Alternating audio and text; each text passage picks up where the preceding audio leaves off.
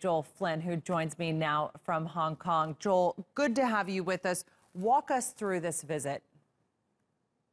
Well, as far as the visit itself is concerned, it is certainly not surprising given all the speculation yesterday and the pomp and ceremony that we saw in Beijing around this visit, despite it officially being unofficial, as it were, at least according to Chinese state media. Obviously, though, it isn't the first time that we've talked about Beijing doing things secretly, is it? Frankly, it's probably because China wanted to secure these talks, and more importantly, perhaps the narrative after them in the same way that it does around most things, that is to say, after they've happened. And clearly, it is part of preparations for the upcoming talks as well between the South Korea and the US. And I think it's fair to say it does lend some weight and credibility to those talks. We know that, for instance, the relationship between Beijing and Pyongyang has been somewhat frayed over the last year or so as a result of Kim Jong-un's nuclear brinkmanship with the US, as well as China's backing off those tough UN sanctions, on the North. Chinese state media today quoted Kim as saying the situation on the peninsula is starting to improve because of the steps that he's taken.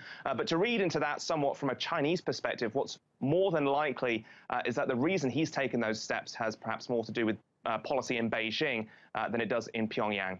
And how could China's involvement impact talks between Pyongyang, Seoul, and the U.S.?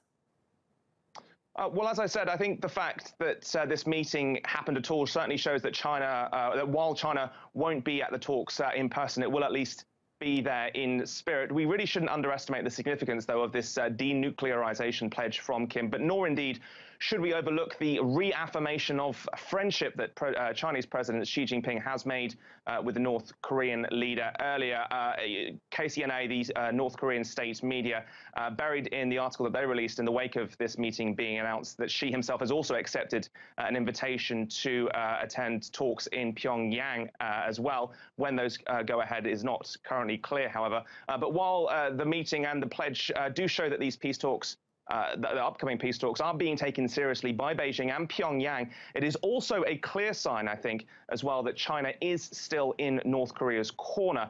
So while many will look at this development with perhaps some optimism for the talks and for possible peace on the peninsula, the fundamental dynamics of the diplomatic teams, as it were, is really, as far as we can tell, the same as it always has been. All right, Joel Flynn in Hong Kong. Thanks for that.